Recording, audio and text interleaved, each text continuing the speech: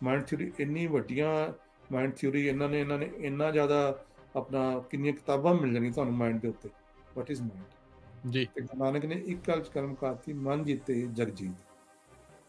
ਹਾਂਜੀ, ਮਨ ਨੂੰ ਜਿੱਤਣਾ ਹੀ ਜੱਗ ਨੂੰ ਜਿੱਤਣਾ ਹੈ। ਗੁਰਬਾਣੀ ਅਨੁਸਾਰ ਜਿਸ ਤਰ੍ਹਾਂ ਮੈਂ ਕਿਹਾ, ਜੇ ਅਸੀਂ ਇੱਕ ਤੁਕ ਨੂੰ ਯਾਦ ਕਰ ਲਈਏ, ਨਾਨਕ ਦਾਸ ਮੁਖ ਤੇ ਜੋ ਬੋਲੇ, ਇਹਾਂ ਉਹਾਂ ਸੱਚ ਹੋਏ।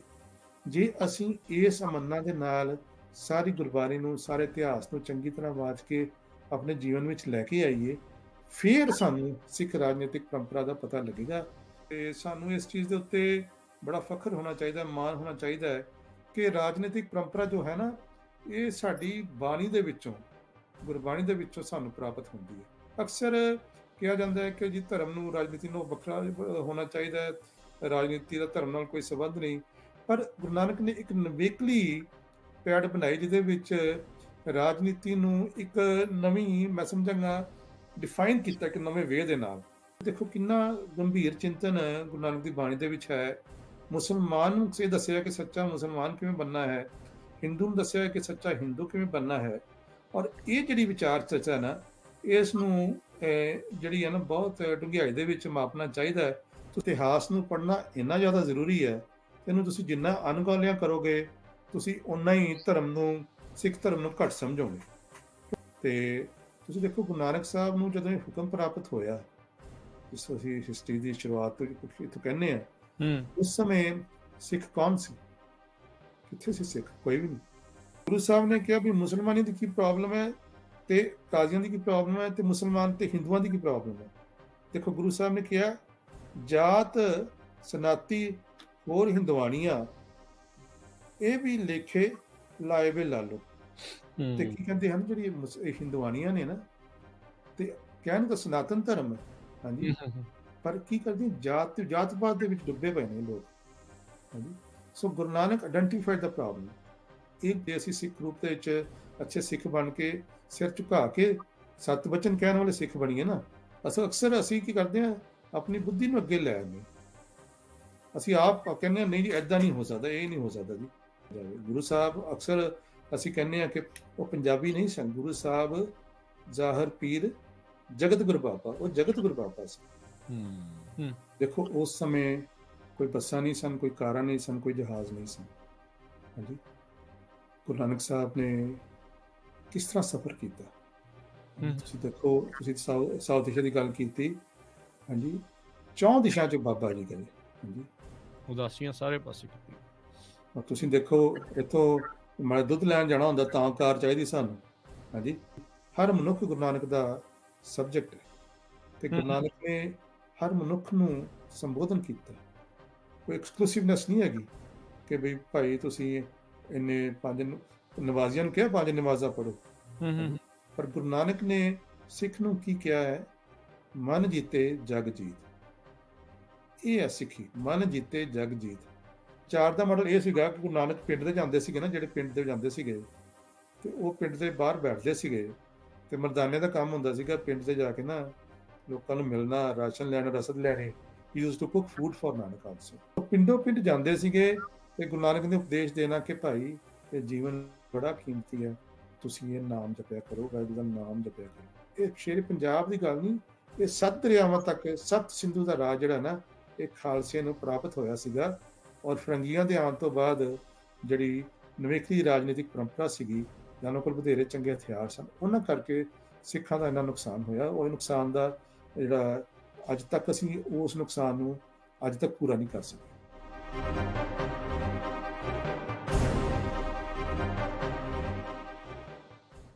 ਪੰਜਾਬੀ ਰੇਡੀਓ USA ਸੁਣ ਰਹੇ, ਪੰਜਾਬੀ ਟੀਵੀ USA ਦੇਖ ਰਹੇ ਸਾਰੇ ਹੀ ਸਰੋਤਿਆਂ ਤੇ ਦਰਸ਼ਕਾਂ ਨੂੰ ਨਿੱਘੀ ਜੀ ਆਇਆਂ ਨੂੰ, ਪਿਆਰ ਭਰੀ ਸਤਿ ਸ੍ਰੀ ਅਕਾਲ। ਵਾਹਿਗੁਰੂ ਜੀ ਕਾ ਖਾਲਸਾ, ਵਾਹਿਗੁਰੂ ਜੀ ਕੀ ਫਤਿਹ।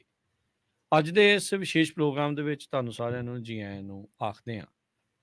ਪਿਛਲੇ ਹਫਤੇ ਵੀ ਆਪਾਂ ਗੱਲਬਾਤ ਕਰ ਰਹੇ ਸੀ ਡਾਕਟਰ ਰਮਨਪ੍ਰੀਤ ਸਿੰਘ ਜੀ ਦੇ ਨਾਲ, ਸਿੱਖ ਨੇਸ਼ਨ ਦੀ ਥਿਊਰੀ, ਉਸ ਨੂੰ ਲੈ ਕੇ ਖਾਲਸਾ ਰਾਜ ਦੀਆਂ ਕੁਝ ਅਜਿਹੀਆਂ ਅਣਛੂਹੀਆਂ ਅਣਸੁਣੀਆਂ ਗੱਲਾਂ ਨੂੰ ਲੈ ਕੇ ਉਹ ਆਪਣੇ ਨਾਲ ਇਤਿਹਾਸ ਨੂੰ ਲੈ ਕੇ ਜੁੜਦੇ ਨੇ।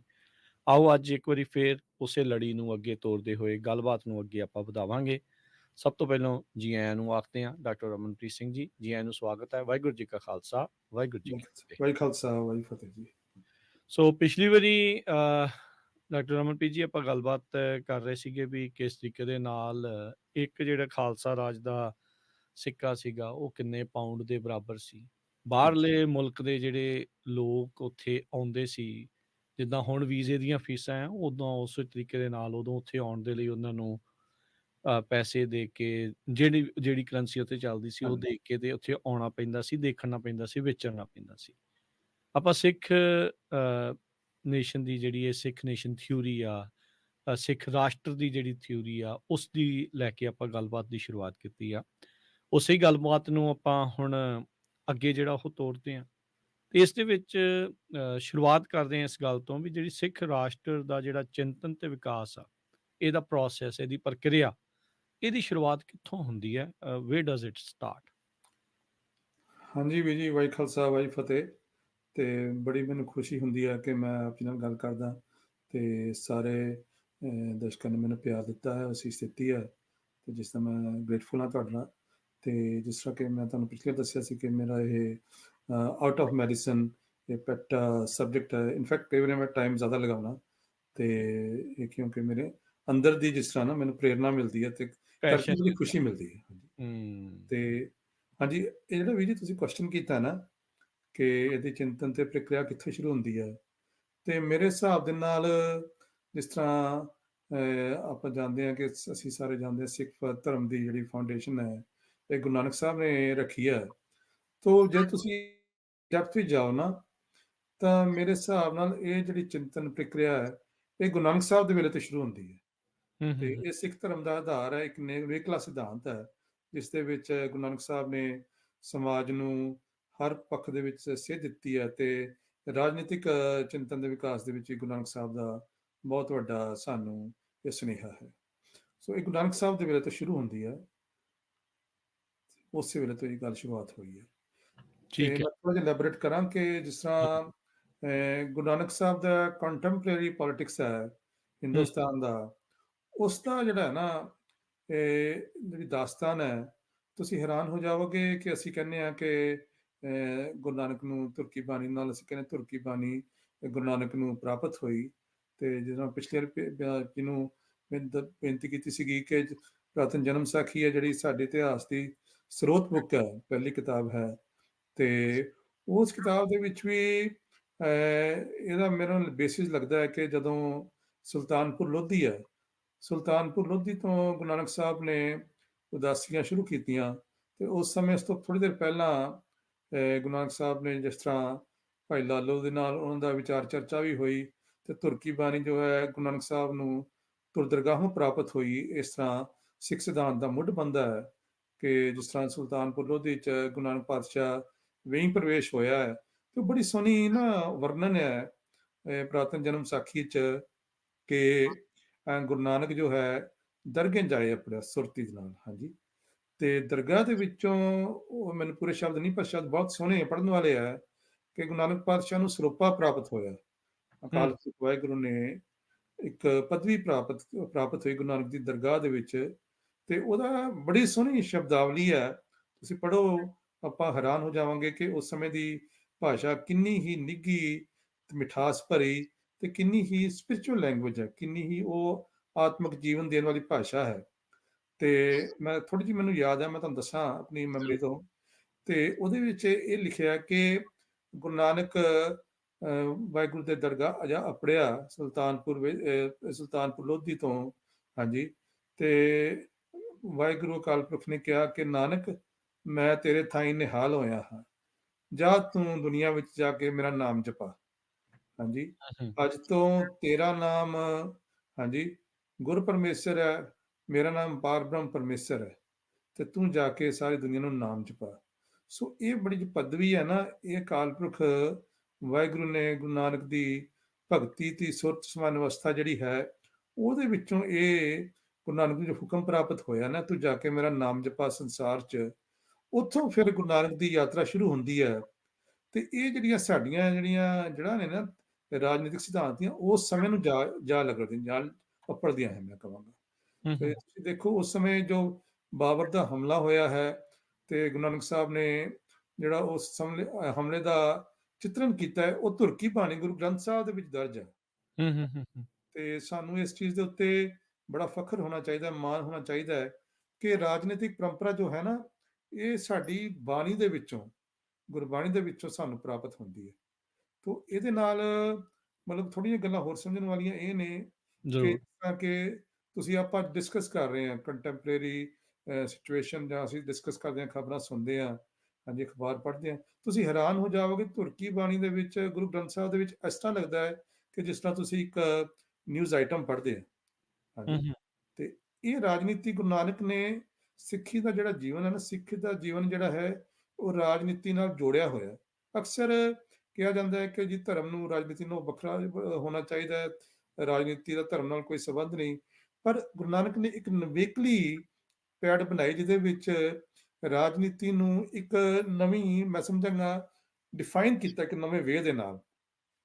ਜਿਸ ਤਰ੍ਹਾਂ ਅਸੀਂ ਦੇਖਦੇ ਹਾਂ ਕਿ ਗੁਰੂ ਨਾਨਕ ਜਦੋਂ ਵੇਈ ਪ੍ਰਵੇਸ਼ ਹੋਇਆ ਹੈ, ਔਰ ਇਤਿਹਾਸ ਦੇ ਅਨੁਸਾਰ ਜਦੋਂ ਨਾਨਕ ਵੇਈ ਤੋਂ ਬਾਹਰ ਆਏ ਹੈ, ਜਦੋਂ ਸੁਰਤੀ ਉਹਨਾਂ ਦੀ ਅਕਾਲ ਪੁਰਖ ਨਾਲ ਜੁੜੀ, ਜਾਂ ਜਿਸ ਤਰ੍ਹਾਂ ਇਹ ਸਾਰਾ ਵਿਵਰਣ ਹੈਗਾ ਇਤਿਹਾਸ ਦੇ ਵਿੱਚ, ਤਾਂ ਗੁਰੂ ਨਾਨਕ ਨੇ ਜੋ ਪਹਿਲਾ ਉਪਦੇਸ਼, first sermon of Guru Nanak is that ਨਾ ਕੋਈ ਹਿੰਦੂ ਨਾ ਕੋਈ ਮੁਸਲਮਾਨ। ਇਹ ਗੁਰੂ ਨਾਨਕ ਦਾ ਪਹਿਲਾ ਸਰਮਨ ਹੈ।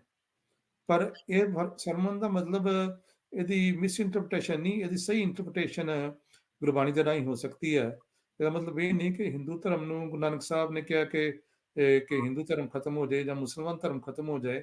ਗੁਰੂ ਨਾਨਕ ਸਾਹਿਬ ਨੇ ਮੁਸਲਮਾਨ ਤੇ ਹਿੰਦੂ ਨੂੰ ਇੱਕ ਵਿਸ਼ੇਸ਼ ਦਰਜਾ ਦਿੱਤਾ ਹੈ ਸਮਾਜ ਦੇ ਵਿੱਚ, ਪਰ ਹੂੰ, ਨਾਲ ਹੀ ਉਹਨਾਂ ਦੇ ਧਰਮ ਨੂੰ, ਤੁਸੀਂ ਦੇਖੋ ਕਿੰਨਾ ਗੰਭੀਰ ਚਿੰਤਨ ਗੁਰੂ ਨਾਨਕ ਦੀ ਬਾਣੀ ਦੇ ਵਿੱਚ ਹੈ।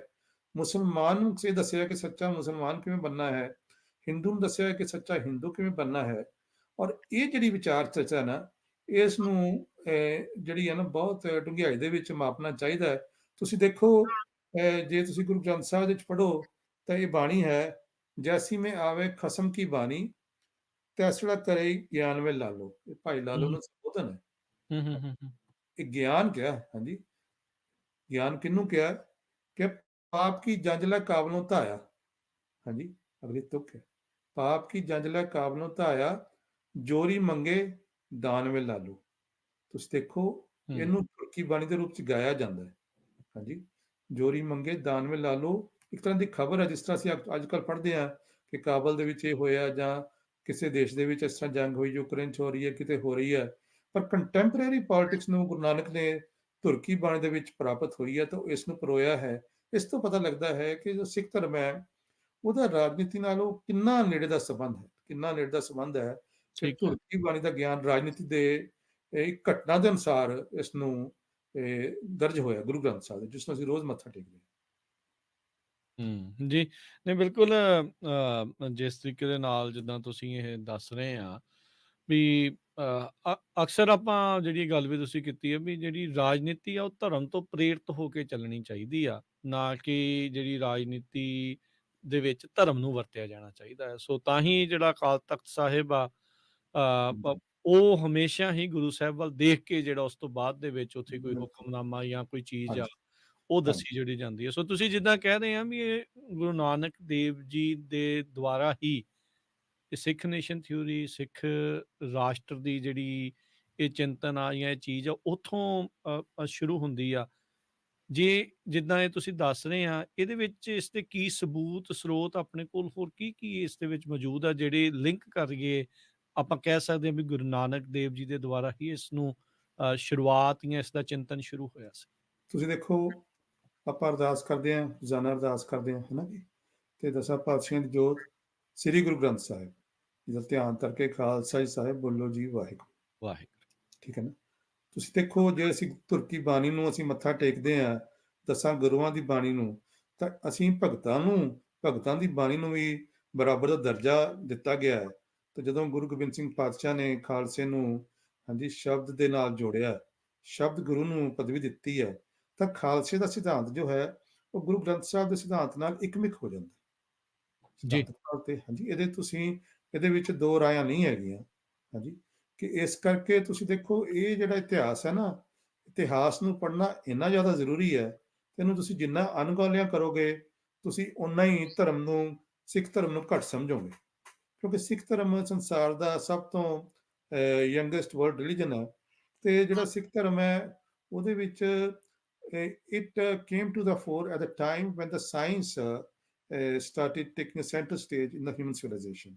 ਹੂੰ ਜਦੋਂ ਵਿਗਿਆਨ ਨੇ ਮਨੁੱਖਤੀ ਸਮਾਜ ਦੇ ਵਿੱਚ ਕੇਂਦਰੀ ਸਥਾਨ ਲੈਣਾ ਸ਼ੁਰੂ ਕੀਤਾ, ਉਸ ਧਰਮ ਸਮੇਂ ਦਾ ਇਹ ਧਰਮ ਹੈ।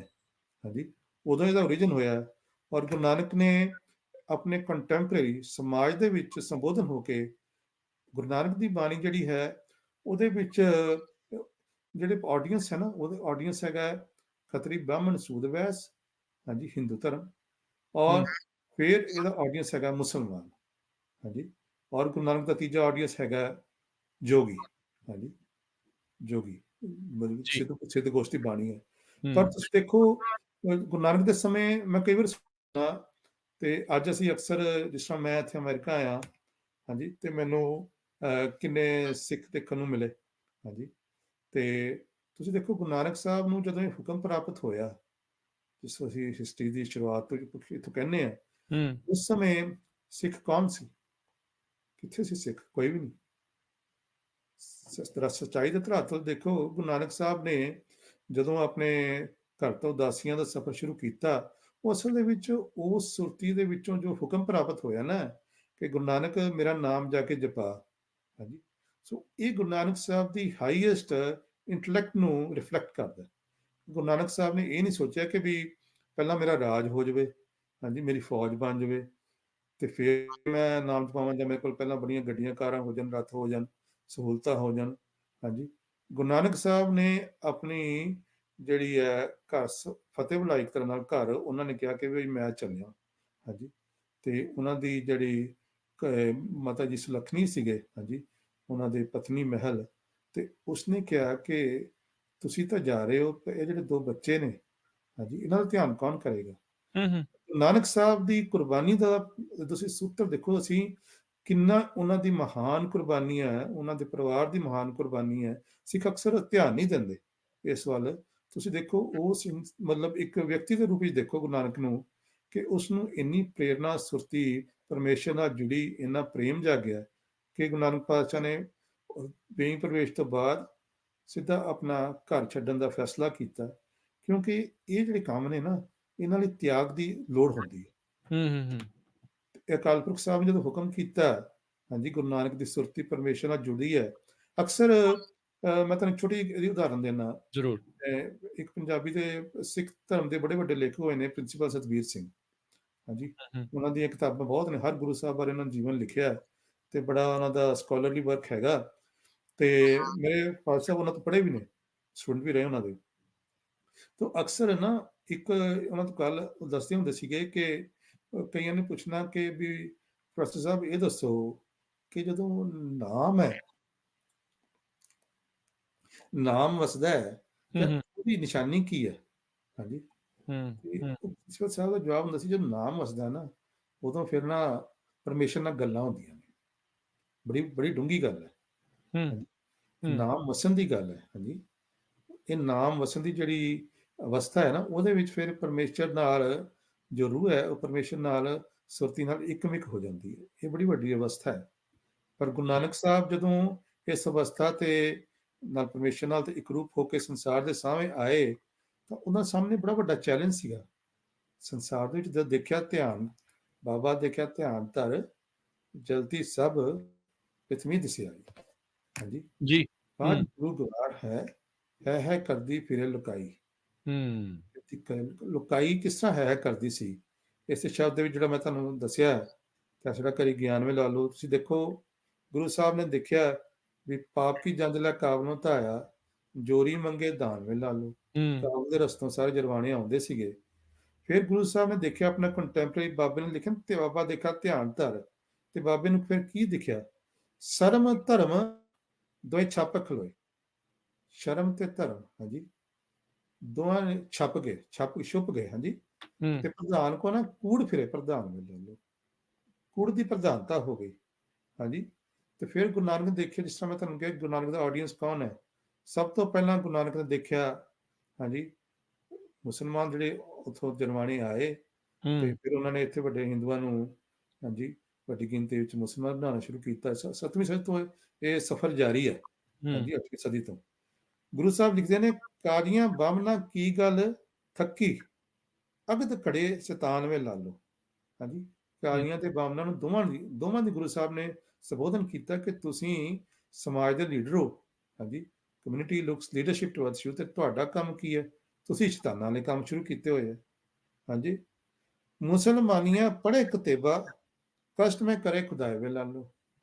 ਤੇ ਮੁਸਲਮਾਨੀਆਂ ਜਿਹੜੀਆਂ ਨੇ, ਗੁਰੂ ਸਾਹਿਬ ਨੇ ਬੜਾ ਹੀ ਚਿੱਤਰਨ ਕੀਤਾ। ਇਹ ਬੜੀ ਮਹਾਨ ਰਚਨਾ ਹੈ ਗੁਰੂ ਸਾਹਿਬ ਦੀ ਜਿਹੜੀ ਬਾਣੀ ਹੈ ਨਾ, ਧੁਰਕੀ ਬਾਣੀ ਜਿਹੜੀ ਹੈ ਨਾ, ਇਹਦੇ ਹਰ ਚੀਜ਼ ਦੇ ਵਿੱਚ ਰਾਜਨੀਤੀ ਸ਼ਾਸਤਰ ਦੀਆਂ ਡੂੰਘੀਆਂ ਗਹਿਰਾਈਆਂ ਨੇ।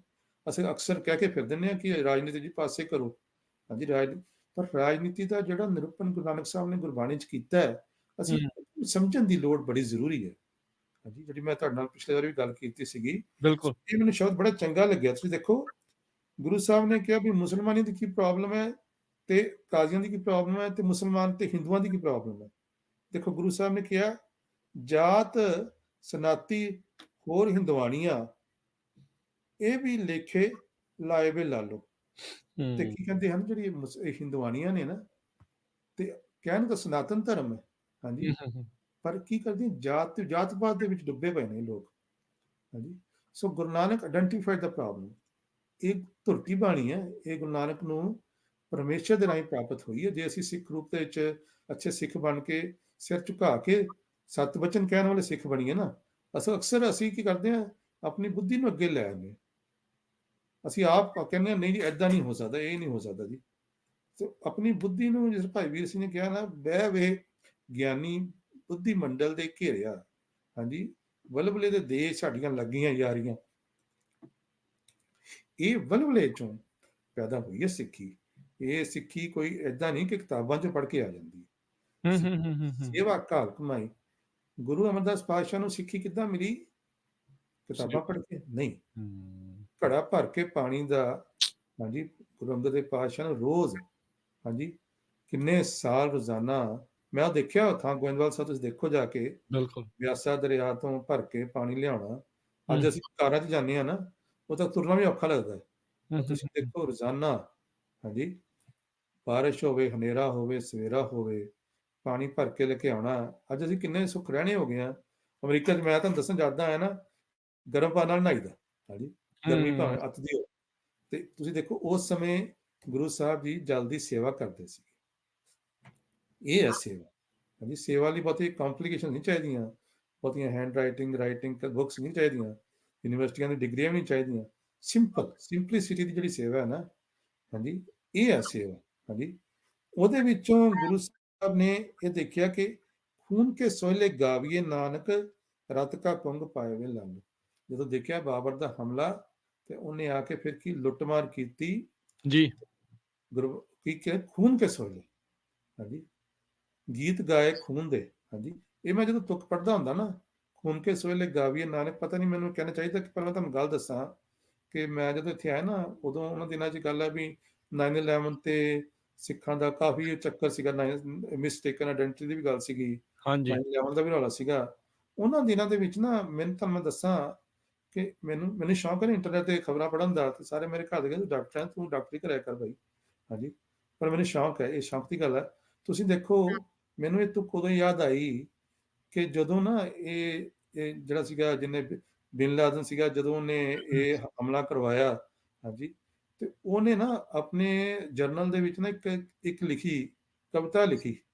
ਉਹਦਾ ਕਵਿਤਾ ਦਾ ਅਰਥ ਮੈਂ ਤੁਹਾਨੂੰ ਛੋਟੇ ਦੱਸਦਾ ਵੀ ਦੇਖੋ, ਹਾਂਜੀ, ਸਾਡੇ ਤੇ ਜ਼ੁਲਮ ਕਰਦੇ ਸੀ, ਦੇਖੋ ਉਹ ਡਿੱਗ ਰਹੇ ਨੇ ਮਨਾਰਾਂ ਤੋਂ, ਤੇ ਦੁਸ਼ਮਣ ਨੂੰ ਡਿੱਗਦਿਆਂ ਮਰਦਿਆਂ ਦੇਖੋ ਕਿੰਨਾ ਚੰਗਾ ਲੱਗ ਰਿਹਾ। ਹਾਂਜੀ, ਔਰ ਇਹ ਗੁਰੂ ਸਾਹਿਬ ਨੇ ਲਿਖਿਆ ਖੂਨ ਕੇ ਸੋਹਲੇ। ਉਹ ਜਿਹੜਾ ਇਹ ਸ਼ਰ੍ਹਾ ਦਾ ਜਾਂ ਹਿੰਦੁਆਨੀਆਂ ਦਾ ਜਿਹੜਾ ਹਿੰਦੂਤਵ ਦਾ ਰਾਸ਼ਟਰਵਾਦ, ਜਿਹੜਾ ਸ਼ਰ੍ਹਾ ਦਾ ਰਾਸ਼ਟਰਵਾਦ, ਗੁਰੂ ਸਾਹਿਬ ਨੇ ਉਸ ਚੀਜ਼ ਨੂੰ ਆਇਡੈਂਟੀਫਾਈ ਕੀਤਾ। ਹੂੰ, ਹੂੰ, ਔਰ ਹੂੰ, ਉਹਨੇ ਡੂੰਘਾਈ ਦੇ ਵਿੱਚ ਜਾ ਕੇ, ਹਾਂਜੀ, ਦਸਾਂ ਜਾਮਿਆਂ ਦੇ ਵਿੱਚ ਇਸ ਚੀਜ਼ ਨੂੰ ਡਿਵੈਲਪ ਕੀਤਾ, ਆਇਡੈਂਟੀਫਾਈ ਕੀਤਾ ਕਿ ਕਿਸ ਤਰ੍ਹਾਂ, ਹਾਂਜੀ, ਹਿੰਦੁਸਤਾਨ ਨੂੰ ਬਚਾਇਆ ਜਾਵੇ। ਇਹ ਦੈਟ ਵਾਸ ਦਾ ਗੋਲ। ਤੇ ਕਿਸ ਤਰ੍ਹਾਂ ਸੰਸਾਰ ਨੂੰ ਨਾਮ 'ਚ ਪਾਇਆ ਜਾਵੇ। ਗੁਰੂ ਸਾਹਿਬ ਅਕਸਰ ਅਸੀਂ ਕਹਿੰਦੇ ਹਾਂ ਕਿ ਉਹ ਪੰਜਾਬੀ ਨਹੀਂ ਸਨ। ਗੁਰੂ ਸਾਹਿਬ ਜ਼ਾਹਰ ਪੀਰ ਜਗਤ ਗੁਰੂ ਬਾਬਾ, ਉਹ ਜਗਤ ਗੁਰੂ ਬਾਬਾ ਸਨ। ਔਰ ਅੱਜ ਜੇ ਅਸੀਂ ਇੱਥੇ ਰਹਿੰਦੇ ਹਾਂ, so we should be very aware of the contemporary politics. ਸਾਰਾ ਕੀ ਦਿਨ ਚੱਲ ਰਿਹਾ ਆਪਣੇ ਆਲੇ ਦੁਆਲੇ ਸਭ ਪਤਾ ਹੋਣਾ ਚਾਹੀਦਾ। ਹਾਂ, ਪਤਾ ਹੋਣਾ ਚਾਹੀਦਾ। ਵੀ ਸ਼ੁੱਡ ਬੀ ਕਿ ਅਸੀਂ ਜੇ ਗੁਰੂ ਨਾਨਕ ਦੇ ਸਿੱਖ ਹਾਂ, ਅਸੀਂ ਕਹਿੰਦੇ ਹਾਂ ਦਸਮ ਪਾਤਸ਼ਾਹ ਨੇ ਜਦੋਂ ਅੰਮ੍ਰਿਤ ਛਕਾਇਆ, ਹਾਂਜੀ, ਅਕਸਰ ਅਸੀਂ ਪੜ੍ਹਦੇ ਹਾਂ ਆਪੇ ਗੁਰ ਚੇਲਾ, ਹਾਂਜੀ, ਗੁਰੂ ਤੇ ਚੇਲੇ ਨੂੰ ਇੱਕ ਕੀਤਾ। ਤੇ ਜੇ ਗੁਰੂ ਹੈ, ਕੰਟੈਂਪਰੇਰੀ ਪੋਲਿਟਿਕਸ ਦੇ ਪ੍ਰਤੀ ਚੇਤਨ ਹੈ, ਤੇ ਸਾਨੂੰ ਵੀ ਕੰਟੈਂਪਰੇਰੀ ਪੋਲਿਟਿਕਸ ਦੇ ਵਿੱਚ ਪਾਰਟਿਸਿਪੇਟ ਕਰਨਾ ਚਾਹੀਦਾ, ਚੇਤਨ ਹੋਣਾ ਚਾਹੀਦਾ। ਤਾਂ ਇਹ ਜਿਹੜੀ ਹੈ ਨਾ, ਹਾਂ, ਇਸ ਕਰਕੇ ਜੋ ਮੈਂ ਤੁਹਾਨੂੰ ਕਰ ਰਿਹਾ, ਇਹ ਮੁਸ਼ਕਿਲ ਸਾਨੂੰ ਤਾਂ ਆ ਰਹੀ ਹੈ, ਇਹਦੀ ਡੂੰਘਾਈ 'ਚ ਜਦੋਂ ਮੈਂ ਗਿਆ, ਤਾਂ ਤੁਸੀਂ ਜਿਹੜੀ ਸਿੱਖ ਰਹਿਤ ਮਰਿਆਦਾ ਜੇ ਤੁਸੀਂ ਪੜ੍ਹੋ ਨਾ, ਸਿੱਖ ਰਹਿਤ ਮਰਿਆਦਾ ਦੇ ਵਿੱਚ ਉਹ 23, 24, 25 ਸਫ਼ੇ ਬਣਨ ਲਈ 23 ਸਾਲ ਲੱਗੇ। ਠੀਕ ਹੈ। ਔਰ ਇਹਦੇ ਵਿੱਚ ਜਿਹੜੀ ਸਭ ਤੋਂ ਵੱਡੀ ਜਿਹੜੀ ਗੱਲ ਮੈਨੂੰ ਨੋਟੇਬਲ ਲੱਗੀ, ਮੈਂ ਕੋਈ ਸਕਾਲਰ ਨਹੀਂ ਹੈਗਾ, ਬਟ ਫਿਰ ਵੀ ਮੈਨੂੰ ਗੱਲ ਨੋਟੇਬਲ ਲੱਗੀ। ਤੁਸੀਂ ਦੇਖੋ ਉਹਦੇ ਵਿੱਚ ਇੱਕ ਥਾਂ ਤੇ ਲਿਖਿਆ ਕਿ ਇੱਕ ਸਿੱਖ ਦਾ ਸ਼ਖਸੀ ਜੀਵਨ ਹੋਣਾ ਚਾਹੀਦਾ ਹੈ ਔਰ ਦੂਸਰਾ ਪੰਥਕ ਜੀਵਨ ਹੋਣਾ ਚਾਹੀਦਾ ਹੈ। ਸ਼ਖਸੀ ਤੇ ਪੰਥਕ ਜੀਵਨ ਦੋਹਾਂ ਦੀ ਰਹਿਣੀ ਬਹਿਣੀ ਦੇ ਵਿਵਰਣ ਹੈ। ਹੁਣ ਮੈਂ ਇੱਥੇ ਸਕਾਲਰ ਨੇ ਡਾਕਟਰ ਜਗਰਾਜ ਸਿੰਘ ਨੇ, ਇੱਥੇ ਉਹਨਾਂ ਨੇ ਕਾਫੀ ਕਿਤਾਬਾਂ ਲਿਖੀਆਂ ਨੇ, ਡਾਕਟਰ ਕੁਲਦੀਪ ਸਿੰਘ ਉਹਨਾਂ ਨੂੰ ਮੈਂ ਜਾਣਦਾ, ਉਹਨਾਂ ਦੇ ਵੀ ਕਾਫੀ ਕੰਮ ਹੈ। ਜੋ ਮੈਂ ਤੁਹਾਨੂੰ ਇਹ ਦੱਸਣਾ ਚਾਹੁੰਦਾ ਕਿ ਰਹਿਤ ਮਰਿਆਦਾ ਦੇ ਵਿੱਚ ਸਾਰਾ ਜਿਹੜਾ ਨਾ ਜ਼ੋਰ ਸ਼ਖਸੀ ਜੀਵਨ ਤੇ, ਹਾਂਜੀ, ਜਿਹੜਾ ਪੰਥਕ ਜੀਵਨ ਹੈ ਨਾ, ਕਾਰਪੋਰੇਟ ਲਾਈਫ, ਉਹਨੂੰ ਪੂਰੀ ਤਰ੍ਹਾਂ, ਹਾਂਜੀ, ਲਿਖਿਆ ਕਿਉਂ ਨਹੀਂ ਗਿਆ, ਹਾਂਜੀ, ਜਾਂ ਇਹਦੇ ਵਿੱਚ ਕੋਈ ਅੜਚਨ ਆਈ ਹੈ, ਤੇ ਇਹਦੇ ਬਾਰੇ ਨਾ ਕੰਮ ਹੋਣਾ ਬੜਾ ਜ਼ਰੂਰੀ ਹੈ ਕਿ ਸਿੱਖ ਦਾ। ਤਾਂ ਮੈਂ ਇਹ ਸ਼ਬਦ ਤੁਹਾਨੂੰ ਮੈਂ ਸ਼ੁਰੂ 'ਚ ਯੂਜ਼ ਕੀਤਾ ਸੀ ਕਿ ਸਿੱਖ ਪੋਲੀਟੀਕਲ ਥਿਊਰੀ ਕੀ ਹੈ। ਸਿੱਖ ਪੋਲੀਟੀਕਲ ਥਿਊਰੀ ਨੂੰ ਸਮਝਣਾ ਜਿਹੜਾ ਨਾ, ਉਹ ਸਿੱਖ ਲਈ ਜਿਹੜਾ ਸਭ ਤੋਂ ਜ਼ਿਆਦਾ ਜ਼ਰੂਰੀ ਹੈ। ਇੱਕ ਵੀਰ ਜੀ ਨੇ ਮੇਰੇ ਨਾਲ ਗੱਲ ਕੀਤੀ ਕਿ ਰਾਜਨੀਤੀ ਤੇ ਧਰਮ ਦੀ ਕੀ ਲੋੜ ਹੈ, ਹਾਂਜੀ, ਤੇ ਤੁਸੀਂ ਦੇਖੋ ਕਹਿੰਦੇ ਗੁਰੂ ਸਾਹਿਬ ਨੇ ਇਹਦਾ ਕੋਈ ਖਾਸ ਜ਼ੋਰ ਨਹੀਂ ਦਿੱਤਾ, ਇਸ ਤਰ੍ਹਾਂ ਦੇ ਉਹਨਾਂ ਨੇ ਵਰਣਨ ਕੀਤਾ। ਤੁਸੀਂ ਦੇਖੋ 10 ਗੁਰੂਆਂ ਦੇ ਜੀਵਨ ਨੂੰ ਜੇ ਅਸੀਂ ਪੜ੍ਹੀਏ ਨਾ, ਤਾਂ ਤੁਹਾਨੂੰ ਸਭ ਕੁਝ ਇਹੀ ਮਿਲੇਗਾ, ਹੋਰ ਕੁਝ ਹੈ ਨਹੀਂ। ਧਿਆਨ ਨਾਲ ਪੜ੍ਹਨ ਦੀ ਲੋੜ ਹੈ, ਹਾਂਜੀ। ਇਸ ਕਰਕੇ ਟੌਪਿਕ ਬਹੁਤ ਐਟ ਲੈਂਥ ਵਾਲਾ ਟੌਪਿਕ ਹੈ, ਤੇ ਇਹ ਮਤਲਬ ਵੀ ਇਹ ਜਿਹੜਾ ਸ਼ਬਦ ਹੈ, ਆਂਦਾ ਖੂਨ ਕੇ ਸੋਹਲੇ ਗਾਵੀਏ ਨਾਨਕ, ਰਤ ਕਾ ਕੁੰਗ ਪਾਏਵੇ ਲਾਲੋ, ਸਾਹਿਬ ਕੇ ਗੁਣ ਨਾਨਕ ਗਾਵੇ, ਮਾਸ ਭਰੀ ਵਿੱਚ ਆਖ ਮਸੋਲਾ। ਇਹ ਜਿਹੜਾ ਗੁਰੂ ਸਾਹਿਬ ਜੀ ਦਾ ਸਿਧਾਂਤ ਹੈ ਪੰਥਕ ਜੀਵਨ ਬਾਰੇ, ਇਹਦੀਆਂ ਨੀਹਾਂ ਇੱਥੇ ਨੇ, ਹਾਂਜੀ, ਬਿਲਕੁਲ, ਹਾਂਜੀ। ਇਹਨੂੰ ਭੁੱਲਣਾ ਨਹੀਂ ਚਾਹੀਦਾ, ਸਿੱਖ ਨੂੰ ਕਦੇ ਵੀ ਨਹੀਂ ਭੁੱਲਣਾ ਚਾਹੀਦਾ। ਬਿਲਕੁਲ, ਜਿੱਦਾਂ ਤੁਸੀਂ ਦੱਸਿਆ ਵੀ ਜਦੋਂ ਗੁਰੂ ਨਾਨਕ ਦੇਵ ਜੀ ਨੇ ਉਸ ਟਾਈਮ ਦੇ ਉੱਤੇ ਜਿਹੜਾ ਜਾਬਰ ਸੀਗਾ, ਬਾਬਰ ਦੇ ਰੂਪ ਦੇ ਵਿੱਚ ਸੀਗਾ, ਉਸ ਨੂੰ ਜਾਬਰ ਆਖਿਆ। ਆਪਾਂ ਅਕਸਰ ਗੁਰੂ ਨਾਨਕ ਦੇਵ ਜੀ ਨੂੰ ਸਿੰਪਲਿਸਿਟੀ ਲਈ ਜਾਂ ਉਹਨਾਂ ਦੀਆਂ ਹੋਰ ਚੀਜ਼ਾਂ ਨੂੰ ਤਰਜੀਹ ਦਿੰਦੇ ਆ, ਚੰਗੀ ਗੱਲ ਉਹ ਵੀ ਨਾਲ ਆ, ਉਹ ਜੀਵਨ ਜਾਚ ਆ, ਉਹ ਨਾਲ ਆ, ਪਰ ਗਲਤ ਨੂੰ ਗਲਤ ਕਹਿਣਾ, ਜੋ ਮੌਜੂਦਾ ਤੌਰ ਦੇ ਉੱਤੇ ਚੱਲ ਰਿਹਾ ਸੀ, ਉਸ ਦੇ ਉੱਤੇ ਉਹਨਾਂ ਦੀ ਟਿੱਪਣੀ, ਉਸ ਦੇ ਉੱਤੇ ਉਹਨਾਂ ਦੀਆਂ ਕਈਆਂ ਗੱਲਾਂ, ਗਲਤ ਨੂੰ ਗਲਤ ਰਿਧਾਂ ਸਿਧਾਂ ਦੇ ਨਾਲ, ਜਿੱਦਾਂ ਤੁਸੀਂ ਉਹ ਜ਼ਿਕਰ ਵੀ ਜਿਹੜਾ ਉਹ ਕੀਤਾ ਆ, ਵੀ ਉਹ ਕਹਿਣਾ, ਉਹ ਇੱਕ ਸਭ ਤੋਂ ਵੱਡਾ ਕੰਮ ਸੀਗਾ ਉਸ ਟਾਈਮ ਦੇ ਜਿਹੜੇ ਮਹਾਨ ਕ੍ਰਾਂਤੀਕਾਰੀਆਂ ਚੋਂ ਦੁਨੀਆ ਨੂੰ ਬਦਲਣ, ਜੱਗ ਨੂੰ ਮਾਰਨ ਦੇ ਲਈ ਜਿਹੜਾ ਉਹ ਆਉਣਾ, ਹਨਾ। That is the right word, revolutionary. Guru Nanak was a revolutionary. ਉਹਨਾਂ ਨੇ ਸਮਾਜ ਦੇ ਵਿੱਚ ਇੱਕ ਐਸੀ ਕ੍ਰਾਂਤੀ ਆਈ, ਹਾਂਜੀ, ਉਹ ਕ੍ਰਾਂਤੀ ਨੇ ਤੁਸੀਂ ਦੇਖੋ, ਪਰ ਉਹ ਜਿਹੜੀ ਕ੍ਰਾਂਤੀ ਆਈ ਹੈ ਨਾ, ਉਸ ਕ੍ਰਾਂਤੀ ਨੂੰ ਸਾਹਮਣਾ ਸਾਡਾ ਕੰਮ ਸੀਗਾ। ਜਿਸ ਤਰ੍ਹਾਂ ਆਪਾਂ ਗੱਲ ਕਰਾਂਗੇ ਆਪਣੇ ਇਤਿਹਾਸ ਦੇ ਵਿੱਚ, ਮੈਂ 1800 ਤੋਂ ਬਾਅਦ ਦੀ ਗੱਲ ਕਰ ਰਿਹਾ, ਤੁਸੀਂ ਦੇਖੋ ਇਸ ਕ੍ਰਾਂਤੀ ਦਾ ਸਿਖਰ ਪਹੁੰਚਿਆ 1830 ਦੇ ਆਸ-ਪਾਸ, ਹਾਂਜੀ। ਪਰ ਇਹ ਜਿਹੜੀ ਗੁਰੂ ਨਾਨਕ ਸਾਹਿਬ ਦੀ ਬਖਸ਼ਿਸ਼ਾਂ ਨੇ ਨਾ, ਸਿੱਖਾਂ ਨੂੰ ਜਿਹੜੀਆਂ ਮਿਲੀਆਂ ਨੇ, ਇਹ ਬਖਸ਼ਿਸ਼ਾਂ ਦਾ ਗੁਰੂ ਸਾਹਿਬ ਜੀ ਨੇ 10ਵੇਂ ਜਾਮੇ ਵਿੱਚ ਕਲੀਅਰ ਵਰਣਨ ਹੈ, ਹਾਂਜੀ, ਸੰਪੂਰਨ ਕਰਤਾ ਨਾ ਉਦੋਂ ਖਾਲਸਾ ਪ੍ਰਗਟਾ। ਹਾਂਜੀ, ਖਾਲਸੇ ਦੇ ਸਿਧਾਂਤ ਵਿੱਚ ਜਬ ਇਹ ਗਏ ਵਿਪਰਨ ਕੀ ਰੀਤ, ਮੈਂ ਨਾ ਕਰੋ ਇਨਕੀ ਪ੍ਰਤੀਤ, ਇਹ ਗੁਰੂ ਸਾਹਿਬ ਦਾ ਬਚਨ ਹੈ। ਇਹਦੇ ਵਿੱਚ ਇਹ ਨਹੀਂ, ਗੁਰੂ ਸਾਹਿਬ ਨੂੰ ਤੁਸੀਂ ਦੇਖੋ, ਹਾਂਜੀ, ਰਾਮ ਰਾਏ ਨੂੰ ਕਿਹਾ ਮੱਥੇ ਨਹੀਂ ਲੱਗਣਾ, ਹਾਂਜੀ, ਕਿਉਂ? ਕਿਉਂਕਿ ਇਹਨੇ ਸਿਧਾਂਤ ਤੋੜੇ। ਅੱਜ ਕੱਲ੍ਹ ਦੇ ਦਿਨ ਵਿੱਚ ਤੁਸੀਂ ਦੇਖੋ, ਇਹ ਆਪਣਾ ਬੱਚਾ ਸੀ, ਉਹਨਾਂ ਦਾ ਬੇਟਾ ਸੀਗਾ, ਹਾਂਜੀ। ਤੇ ਕੀ ਕਿਹਾ ਵੀ ਤੂੰ ਬਈ ਇਹ ਤੂੰ ਕਿਉਂ ਕੀਤੀ, ਇਹ ਗਲਤੀ ਕੀਤੀ, ਮਹਾਨ ਬੜੀ ਵੱਡੀ ਗਲਤੀ ਕੀਤੀ। ਔਰੰਗਜ਼ੇਬ ਦਰਬਾਰ 'ਚ ਆ ਕੇ ਤੂੰ ਕਿਹਾ ਵੀ ਮਿੱਟੀ ਮੁਸਲਮਾਨ ਕੀ ਲਿਖਿਆ, ਮਿੱਟੀ ਬੇਈਮਾਨ ਕੀ ਲਿਖਿਆ। ਹੂੰ, ਹੂੰ, ਹੂੰ, ਹੂੰ। ਮਿੱਟੀ ਮੁਸਲਮਾਨ ਕੀ ਲਿਖਿਆ, ਉਹ ਮੁਸਲਮਾਨ ਨੂੰ ਸਮਝਾਇਆ ਗਿਆ। ਹਾਂਜੀ। ਸਭ ਤੋਂ ਜਿਹੜੀ ਵੱਡੀ ਹੈ ਨਾ, ਇਹ ਸਮਝਣ ਵਾਲੀ ਗੱਲ ਹੈ, ਉਹ ਇਹ ਹੈ ਕਿ ਜਿਹੜੀ ਭਗਤੀ ਮੂਵਮੈਂਟ ਹੈ ਨਾ, ਭਗਤੀ ਲਹਿਰ ਸੀ ਉਸ ਵੇਲੇ ਹਿੰਦੁਸਤਾਨ ਵਿੱਚ ਚੱਲ ਰਹੀ। ਔਰ ਇਹ ਜਿਹੜੀ ਲਹਿਰ ਹੈ, ਇਹ 11ਵੀਂ 12ਵੀਂ ਸਦੀ ਤੋਂ ਚੱਲਣੀ ਸ਼ੁਰੂ ਹੋ ਗਈ ਸੀ, ਆਰਗੇਨਾਈਜ਼ ਹੋਣੀ ਸ਼ੁਰੂ ਹੋਈ। ਜੇ ਤੁਸੀਂ ਭਗਤ ਨਾਮਦੇਵ ਦਾ ਤੁਸੀਂ ਸ਼ਬਦ ਪੜ੍ਹੋ, ਹਾਂਜੀ, ਸ਼ਬਦ ਅਸੀਂ ਪੜ੍ਹਦੇ ਹਾਂ, ਅਸੀਂ ਉਹ 'ਚ ਇਹ ਨਹੀਂ ਦੇਖਦੇ ਕਿ ਸ਼ਬਦ ਦੇ ਵਿੱਚ ਇਤਿਹਾਸ ਦੇ ਕਿੰਨੇ ਵਿਵਰਣ ਨੇ। ਹੂੰ, ਹਾਂਜੀ, ਉਹ ਮੈਂ ਸ਼ਬਦ ਬੜੀ ਵਾਰੀ ਸੁਣਿਆ ਹੈ, ਹੱਲੇ ਯਾਰਾ ਖੁਸ਼ਖਬਰੀ। ਹੂੰ, ਹਾਂਜੀ, ਇਹ ਖੂਬ ਤੇਰੀ ਪਗੜੀ, ਮੀਠੇ ਤੇਰੇ ਬੋਲ, ਇਹ ਪੜ੍ਹ ਕੇ ਨਾ, ਹਾਂਜੀ, ਕੋਈ ਖੁਸ਼ੀ ਦੇ ਮੌਕੇ ਤੇ ਸ਼ਬਦ ਪੜ੍ਹਿਆ ਜਾਂਦਾ ਹੈ। ਪਰ ਤੁਸੀਂ ਦੇਖੋ ਉਸ ਨੂੰ ਜੇ ਤੁਸੀਂ ਧਿਆਨ ਨਾਲ ਜੇ ਪੜ੍ਹੋ ਨਾ, ਹਾਂਜੀ, ਉਹਦੇ 'ਚ ਇੱਕ ਤੁਕ ਆਉਂਦੀ ਹੈ, ਖੂਬ ਤੇਰੀ ਪਗੜੀ, ਮੀਠੇ ਤੇਰੇ ਬੋਲ, ਉਸ ਤੋਂ ਬਾਅਦ ਇੱਕ ਤੁਕ ਆਉਂਦੀ ਜਿਹਦੇ ਲਿਖਿਆ ਹੈ, ਦਵਾਰਕਾ ਨਗਰੀ ਕਾਹੇ ਕੋ ਮਗੋਲ। ਹੂੰ, ਹੂੰ, ਹੂੰ, ਹਾਂਜੀ, ਹੁਣ ਇਹ ਜਿਹੜਾ ਸ਼ਬਦ ਹੈ, ਇਹ ਗੁਰੂ ਸਾਹਿਬ ਲੈ ਕੇ ਆਏ। ਜਦੋਂ ਗੁਰੂ ਸਾਹਿਬ ਦੱਖਣ ਦੇ ਵਿੱਚ ਗਏ, ਬਿਦਰ ਹੁੰਦੇ, ਮਹਾਰਾਸ਼ਟਰ ਤੋਂ ਹੁੰਦੇ, ਗੁਜਰਾਤ ਤੋਂ ਹੁੰਦੇ, ਇਹ ਸਾਰਾ ਜਿਹੜਾ ਇਲਾਕਾ ਮਾਰਵਾੜ ਜਿਹਨੂੰ ਇਲਾਕਾ ਕਹਿੰਦੇ, ਉੱਪਰ ਆਏ ਦੁਬਾਰਾ। ਉਹਦੇ ਸ਼ਬਦ ਗੁਰੂ ਸਾਹਿਬ ਦੇ ਕੋਲ ਆਏ, ਤੇ ਭਗਤ ਨਾਮਦੇਵ ਵੀ ਗੁਰਦਾਸਪੁਰ ਦੇ ਵਿੱਚ ਆ ਕੇ ਇਹ ਜ਼ਿਕਰ ਕੀਤਾ ਗਿਆ ਕਿ ਉਹਨਾਂ ਦਾ ਜਿਹੜਾ ਅੰਤਮ ਸਮਾਂ ਆਇਆ, ਜਿਹੜਾ ਜੋਤੀ ਜੋਤ ਸਮਾਏ, ਜਾਂ ਜਦੋਂ ਉਹਨਾਂ ਦਾ ਚਲਾਣਾ ਕੀਤਾ, ਚੜ੍ਹਾਈ ਕੀਤੀ। ਤੁਸੀਂ ਦੇਖੋ, ਉਹਨਾਂ ਨੇ ਲਿਖਿਆ ਦਵਾਰਕਾ ਨਗਰੀ ਕਾਹੇ ਕੋ ਮਗੋਲ। ਹਾਂਜੀ, ਇਹ ਉਹਨਾਂ ਨੇ 11ਵੀਂ 12ਵੀਂ ਸਦੀ 'ਚ ਲਿਖਿਆ ਹੈ। ਹਾਂਜੀ, ਵੀ ਦਵਾਰਕਾ ਨਗਰੀ ਦੇ ਵਿੱਚ ਇਹ ਜਿਹੜੇ ਮੁਗਲ ਸੀ ਪੜਾਏ, ਉਹਨਾਂ ਨੂੰ ਹਮਲਾ ਹੋਇਆ ਉਦੋਂ ਵੀ, ਹੂੰ, ਹੂੰ, ਨਵੇਂ ਹੂੰ। ਜਿਹੜੇ ਵਡੇਰੇ ਸੀਗੇ, ਇਹਨਾਂ ਨੇ ਹਮਲਾ ਕੀਤਾ। ਤੇ ਦਵਾਰਕਾ ਨਗਰੀ 'ਚ ਕੀ ਸੀਗਾ? ਸੋਮਨਾਥ ਦਾ ਮੰਦਿਰ। ਹਾਂਜੀ, ਤੇ ਭਗਤ ਨਾਮਦੇਵ ਜੀ ਨੇ ਕ੍ਰਿਸ਼ਨ ਭਗਵਾਨ ਦੀ ਬੜੀ ਸਤੁਤੀ ਦੇ ਵਿੱਚ, ਪਰ ਉਹਨਾਂ ਦਾ ਨਿਰੂਪਣ ਹੈ ਉਹ ਵੱਖਰਾ ਹੈ। ਪਰ ਉਹਨਾਂ ਨੇ ਇਹ ਸ਼ਬਦ ਜੋ ਲਿਖੇ ਨੇ ਦਵਾਰਕਾ ਨਗਰੀ ਦੇ ਵਿੱਚ, ਉਹਨਾਂ ਕਿਹਾ ਵੀ ਕ੍ਰਿਸ਼ਨਾ ਵੇਅਰ ਆਰ ਯੂ। ਹਾਂਜੀ, ਤੇਰੇ ਨਗਰ ਦੇ ਵਿੱਚ ਤਾਂ ਮੁਗਲ ਵੜਿਆ ਹੈ, ਹਾਂਜੀ, ਤੇ ਤੂੰ ਕਿੱਥੇ ਹੈ ਭਾਈ। ਹਾਂਜੀ, ਇਹ ਜਿਹੜੀ ਡੈਪਥ ਹੈ ਨਾ, ਇਤਿਹਾਸ ਦੀ ਡੈਪਥ ਨੂੰ ਸਮਝਣਾ ਬਹੁਤ ਜ਼ਿਆਦਾ ਜ਼ਰੂਰੀ ਹੈ। ਔਰ ਉਹ ਜਿਹੜੀ ਮੂਵਮੈਂਟ ਹੈ ਨਾ, ਉਹਨੂੰ ਸਮਝੇ ਬਗੈਰ, ਬਗੈਰ ਸਿੱਖੀ ਦਾ ਜਿਹੜਾ ਚਿੱਤਰਨ ਹੈ, ਇਹ ਸਮਝ ਨਹੀਂ ਆ ਸਕਦਾ। ਇਹ ਮੈਂ ਗੱਲ ਨਾ, ਮੈਂ ਇੱਥੇ ਯੂਨੀਵਰਸਿਟੀ ਦੇ ਵਿੱਚ ਇੱਕ ਲੈਕਚਰ ਹੋਇਆ, ਉਹਦੇ ਵਿੱਚ ਇੱਥੇ ਨਾ ਇੱਕ ਪ੍ਰੋਫੈਸਰ ਸੀਗਾ, ਉਹ ਕਰਨਾਟਕਾ ਦੇ ਵਿੱਚ ਰਹਿ ਕੇ ਆਇਆ। ਕਰਨਾਟਕਾ 'ਚ ਰਹਿ ਕੇ ਇੰਡੀਅਨ ਰਿਲੀਜਨ ਨੂੰ ਸਿੱਖ ਕੇ ਆਇਆ, ਉੱਥੇ ਆਸ਼ਰਮ ਦੇ ਵਿੱਚ ਰਹਿ ਕੇ 2 ਸਾਲ ਆਇਆ। ਏਦਾਂ ਲੋਕ ਇਹ ਸਿੱਖਦੇ ਨੇ ਜਾ ਕੇ। ਹਾਂਜੀ, ਜੀ, ਏਦਾਂ ਜੀ। ਧਰਮ ਸਿੱਖਿਆ ਜਾਂਦਾ ਹੈ। ਉਹ ਭਗਤੀ ਮੂਵਮੈਂਟ ਦਾ ਪ੍ਰੋਫੈਸਰ ਸੀਗਾ, ਤੇ ਜਿਹੜਾ ਥੀਸਿਸ ਲਿਖਿਆ ਮੇਰੇ ਫਾਦਰ ਨੇ ਗੁਰੂ ਗ੍ਰੰਥ ਸਾਹਿਬ ਦੇ ਵਿੱਚ, ਉਹਦੇ 'ਚ ਵੀ ਉਹਨਾਂ ਨੇ ਇਹਦਾ ਜ਼ਿਕਰ ਕੀਤਾ। ਉਹ ਮੈਂ ਕਿਸੇ ਵੇਲੇ ਤੁਹਾਨੂੰ ਭੇਜਾਂਗਾ, ਤੁਸੀਂ ਵੀ ਉਹਨੂੰ ਜੇ ਤੁਸੀਂ ਅੱਗੇ ਸ਼ੇਅਰ ਕਰਨਾ ਚਾਹੋ ਜ਼ਰੂਰ ਕਰੋ। ਤੇ ਜਿਹੜੀ ਭਗਤੀ ਲਹਿਰ ਹੈ ਨਾ, ਉਹਦੇ ਵਿੱਚ ਗੁਰੂ ਨਾਨਕ ਸਾਹਿਬ ਨੂੰ ਇੱਕ ਵਿਸ਼ੇਸ਼ ਦਰਜਾ ਪ੍ਰਾਪਤ ਹੋਇਆ। ਹਾਂਜੀ, ਹੂੰ, ਗੁਰੂ ਨਾਨਕ ਭਗਤੀ ਲਹਿਰ ਚੱਲ ਰਹੀ ਸੀਗੀ 11ਵੀਂ 12ਵੀਂ ਸਦੀ ਤੋਂ, ਜਦੋਂ ਮੁਗਲਾਂ ਦਾ ਆਗਮਨ ਸ਼ੁਰੂ ਹੋਇਆ, ਔਰ ਮੁਗਲਾਂ ਨੇ ਫਿਰ ਜ਼ੋਰ ਜ਼ਬਰਦਸਤੀ, ਹਾਂਜੀ, ਸਨਾਤਨ ਧਰਮ ਨੂੰ, ਹਿੰਦੂ ਧਰਮ ਨੂੰ ਖਤਮ ਕਰਨ ਦਾ ਨਿਸ਼ਾਨਾ ਮਿਥ ਲਿਆ।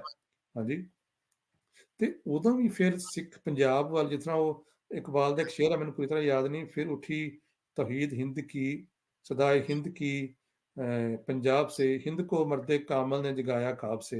ਹੂੰ, ਇਹ ਅਲਾਮਾ ਇਕਬਾਲ ਦਾ ਇੱਕ ਸ਼ੇਅਰ ਹੈਗਾ, ਜੋ ਗੁਰੂ ਨਾਨਕ ਬਾਰੇ ਉਹਨੇ ਲਿਖਿਆ। ਮੈਨੂੰ ਪੂਰੀ ਤਰ੍ਹਾਂ ਵਰਡਿੰਗ ਯਾਦ ਨਹੀਂ ਸ਼ਾਇਦ, ਪਰ ਇਸ ਤਰ੍ਹਾਂ ਦੀ ਵਰਡਿੰਗ ਹੈ।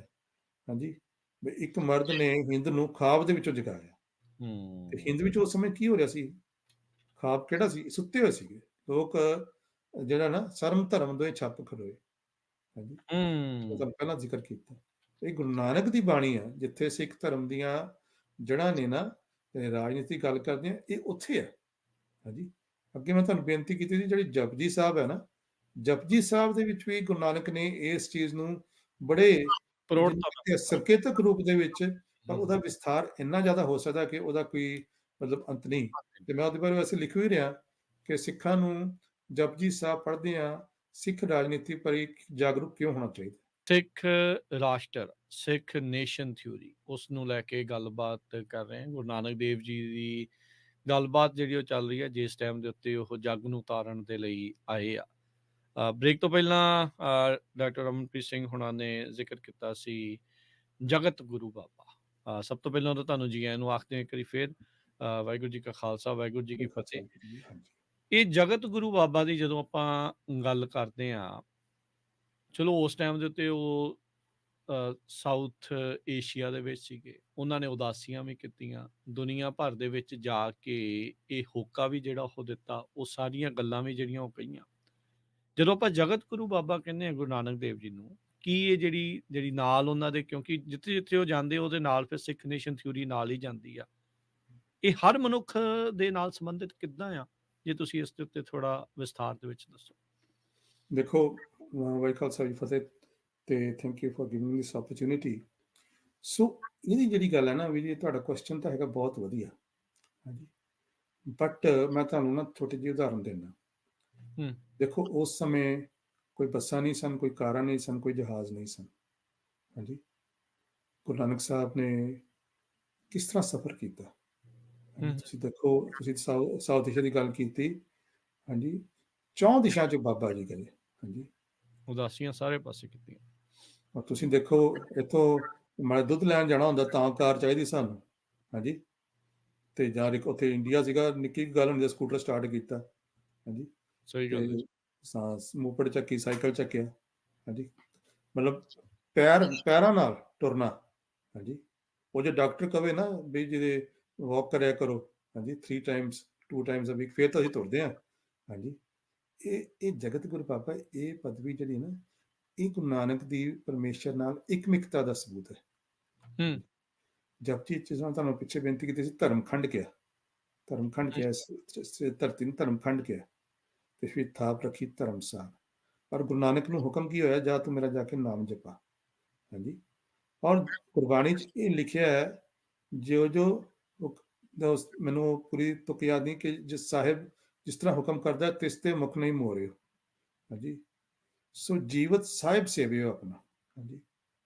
ਜੀਵਤ ਸਾਹਿਬ ਸੇਵਿਓ ਆਪਣਾ, ਕਿਉਂਕਿ ਜੋ ਹੁਕਮ ਪ੍ਰਾਪਤ ਹੋਇਆ ਨਾ, ਇਹ ਗੁਰੂ ਨਾਨਕ ਦੀ ਸੇਵਾ ਦੀ, ਦੁਨੀਆ ਦੇ ਇਤਿਹਾਸ ਦੇ ਵਿੱਚ ਕਿਸੇ ਮਨੁੱਖ ਦਾ ਤੁਸੀਂ ਇਤਿਹਾਸ ਪੜ੍ਹ ਲਓ, ਇਹੋ ਜਿਹਾ ਜੀਵਨ ਨਹੀਂ ਮਿਲਦਾ ਕਿ ਆਪਣਾ ਭਰਿਆ ਘਰ-ਬਾਰ, ਬੜੇ ਵੱਡੇ ਜ਼ਿਮੀਂਦਾਰ, ਹਾਂਜੀ।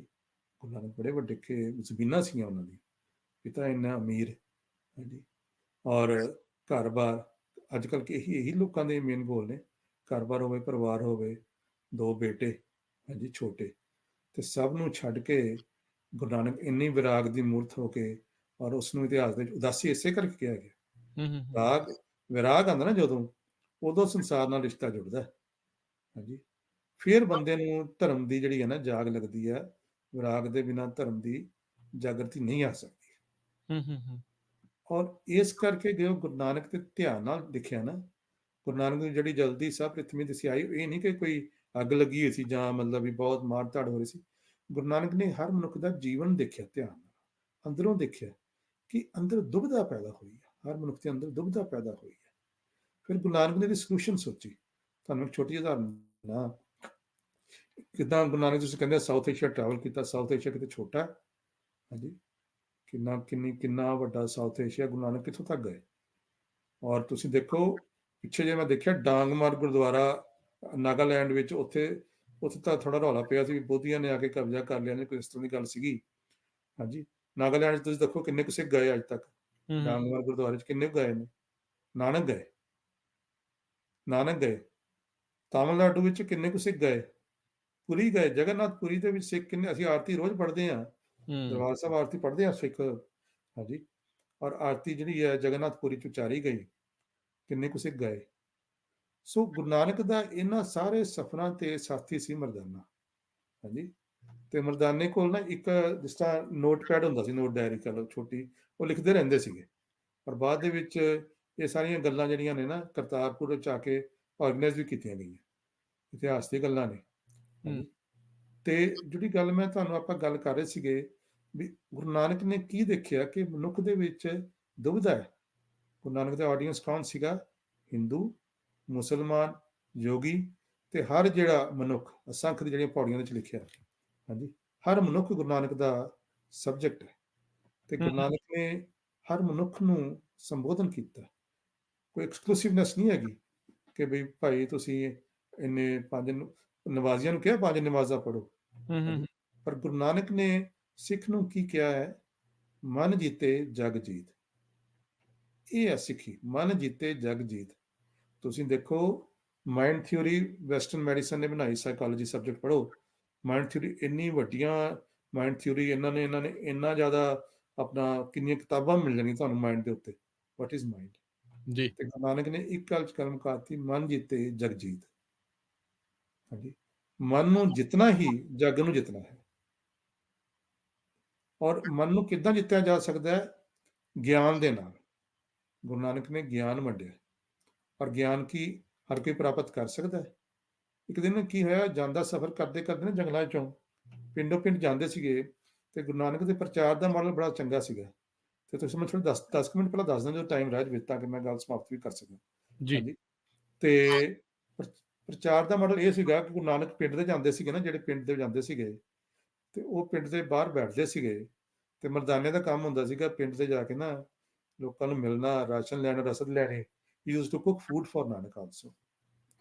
ਔਰ ਪਿੰਡਾਂ ਦੇ ਵਿੱਚ ਜਾ ਕੇ, ਹਰ ਪਿੰਡ ਦੇ ਜਾ ਕੇ ਦੇਖਣਾ ਕਿ ਇੱਥੇ ਕਿਸ ਤਰ੍ਹਾਂ ਦੇ ਲੋਕ ਰਹਿੰਦੇ ਨੇ। ਹਾਂਜੀ, ਫਿਰ ਉਹਨਾਂ ਦੇ ਨਾਲ ਕਮਿਊਨੀਕੇਸ਼ਨ ਕਰਕੇ ਫਿਰ ਦੇਖਣਾ, ਫਿਰ ਦੱਸਣਾ ਉਹਨਾਂ ਨੂੰ ਕਿ ਅਸੀਂ ਇੰਡੀਆ ਤੋਂ ਮੇਰੇ ਨਾਲ ਆਏ ਨੇ ਬਾਬਾ ਜੀ, ਤੁਸੀਂ ਉਹਨਾਂ ਦੇ ਮਿਲੋ, ਉਹ ਵੀ ਤੁਹਾਨੂੰ ਦਰਸ਼ਨ ਕਰਨਾ ਚਾਹੁੰਦੇ। ਇਸ ਤਰ੍ਹਾਂ ਦੀ ਗੱਲਾਂ ਕਰਦੇ ਸੀਗੇ, ਕ੍ਰੀਏਟਿਡ ਅ ਕਮਿਊਨੀਕੇਸ਼ਨ। ਹਾਂਜੀ, ਸੋ ਪਿੰਡੋਂ ਪਿੰਡ ਜਾਂਦੇ ਸੀਗੇ, ਤੇ ਗੁਰੂ ਨਾਨਕ ਨੇ ਉਪਦੇਸ਼ ਦੇਣਾ ਕਿ ਭਾਈ, ਇਹ ਜੀਵਨ ਬੜਾ ਕੀਮਤੀ ਹੈ, ਤੁਸੀਂ ਇਹ ਨਾਮ ਜਪਿਆ ਕਰੋ, ਵਾਹਿਗੁਰੂ ਦਾ ਨਾਮ ਜਪਿਆ ਕਰੋ। ਠੀਕ ਹੈ। ਇਹ ਉਪਦੇਸ਼ ਦੇਣਾ, ਤੇ ਉਹ ਜਾਂਦੇ, ਫਿਰ ਇਸ ਤਰ੍ਹਾਂ ਉਪਦੇਸ਼ ਕਰਕੇ ਫਿਰ ਉਹ ਅਗਲੇ ਪਿੰਡ ਚਲੇ ਜਾਂਦੇ ਸੀ, ਫਿਰ ਉੱਥੇ ਉਪਦੇਸ਼, ਫਿਰ ਤੀਜੇ ਪਿੰਡ ਚਲੇ ਜਾਂਦੇ ਸੀ, ਇਹ ਉਪਦੇਸ਼ ਪੈਦਲੋਂ ਪੈਦਲ। ਹਾਂਜੀ, ਇਹ that was the strategy of Nanak to reach people, outreach, community outreach programmes. ਸੋ ਬੜੀ, ਇੱਕ ਵਾਰ ਮੈਂ ਤੁਹਾਨੂੰ ਗੱਲ ਜਿਹੜੀ ਤੁਹਾਨੂੰ ਦੱਸਣੀ ਛੋਟੀ ਗੱਲ ਇਸ ਤਰ੍ਹਾਂ ਹੈ ਕਿ ਨਾਨਕ ਜਾਂਦੇ ਸੀਗੇ ਤੇ ਵਾਪਸ ਆਉਂਦੇ ਸੀ। ਇੱਕ ਦਿਨ ਮਰਦਾਨੇ ਨੇ ਪੁੱਛਿਆ, ਮਰਦਾਨਾ ਕਹਿੰਦਾ, ਬਾਬਾ ਜੀ ਮੈਨੂੰ ਗੱਲ ਦੱਸੋ, ਵੀ ਆਪਾਂ ਜਾਂਦੇ ਆ ਪਿੰਡੋਂ ਪਿੰਡ, ਤੁਸੀਂ ਕਹਿੰਦੇ ਹੋ ਵੀ ਜਿਹੜੇ ਪਿੰਡ ਜਾਂਦੇ ਹੋ ਨਾਮ ਜਪਿਆ ਕਰੋ, ਸਾਰੇ ਜਿਹੜੇ ਲੋਕ ਨੇ ਮੱਥਾ ਝੁਕਾ ਕੇ ਤੁਹਾਨੂੰ ਕਹਿੰਦੇ ਅਸੀਂ ਜਪਾਂਗੇ। ਹਾਂਜੀ, ਤੇ ਵਾਪਸ ਆਉਂਦੇ ਆ, ਜਿਵੇਂ ਉਹਦਾ ਪਿੰਡ 'ਚ ਰੁਕਦਾ, ਲੋਕੀ ਫਿਰ ਉਦਾਂ ਦੇ ਉਦਾਂ ਹੀ ਹੋਏ ਹੁੰਦੇ। ਹਾਂਜੀ, ਫਿਰ ਫਾਇਦਾ ਕੀ ਹੋਇਆ?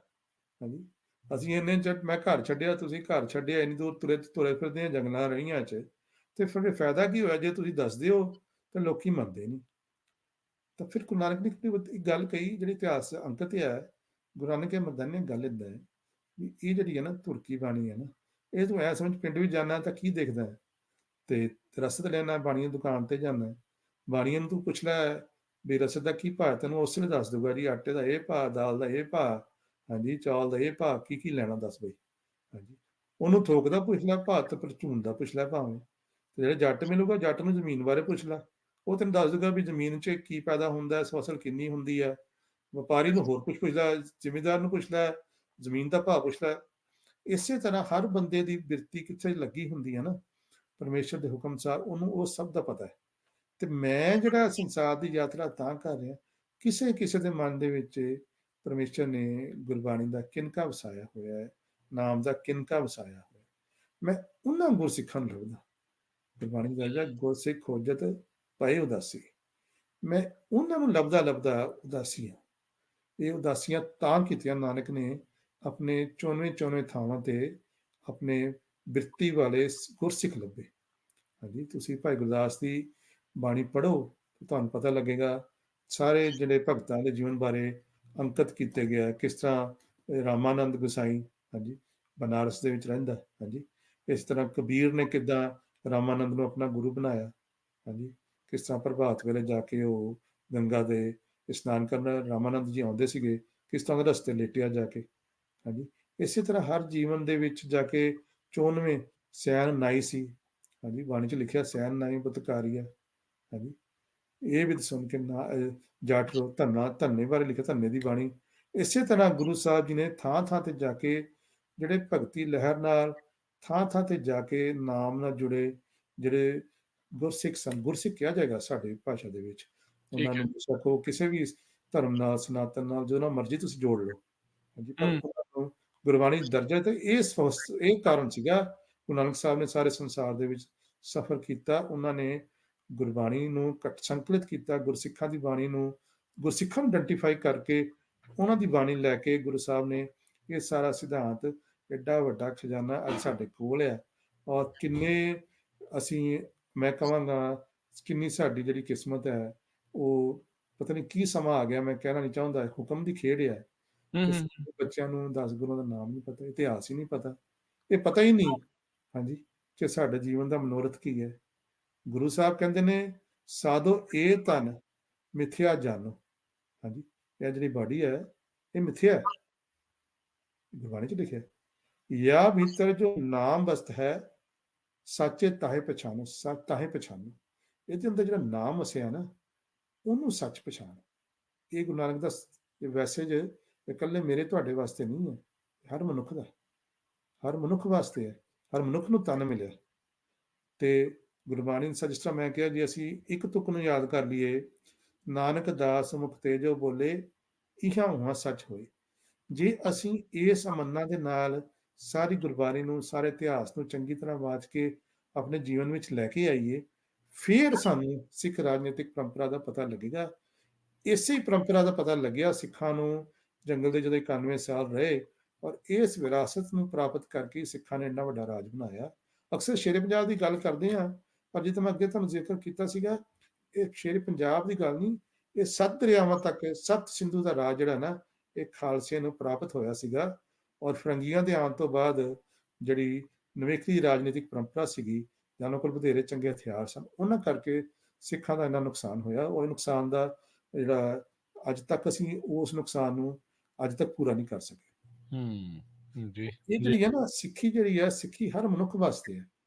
ਹੂੰ, ਹੂੰ, ਔਰ ਹੂੰ। ਇੱਥੇ ਅਮਰੀਕਾ 'ਚ ਬੈਠਿਆ, ਮੈਂ ਪਹਿਲਾਂ ਤੁਹਾਨੂੰ ਦੱਸਿਆ, ਮੈਂ ਇੱਥੇ ਰਹਿੰਦਾ ਸੀ ਕੈਲੀਫੋਰਨੀਆ, ਹਾਂਜੀ, ਤੇ ਆ ਜਿਹੜੇ ਅਮਰੀਕਨ ਸਿੱਖ ਬਣੇ ਆ ਨਾ, ਇਹਨਾਂ ਦੇ ਘਰ ਨਾ ਮੈਨੂੰ ਰਹਿਣ ਦਾ ਮੌਕਾ ਮਿਲਿਆ।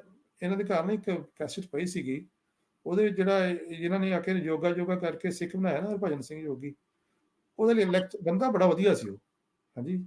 ਉਸ ਬੰਦੇ ਨੇ ਇੱਕ ਲੈਕਚਰ ਕੀਤਾ, ਉਹ ਕਹਿੰਦਾ, "ਯਾਰੋ, ਤੁਸੀਂ ਵੀ ਇੱਥੇ ਆਏ ਹੋ ਪੈਸੇ ਕਮਾਉਣ ਲਈ, ਹਾਂਜੀ, ਤੇ ਹੂੰ। ਮੈਂ ਵੀ ਇੱਥੇ ਆਇਆ ਪੈਸੇ ਕਮਾਉਣ ਲਈ, ਤੇ ਤੁਹਾਡੇ ਤੇ ਮੇਰੇ 'ਚ ਫ਼ਰਕ ਕੀ ਹੈ?"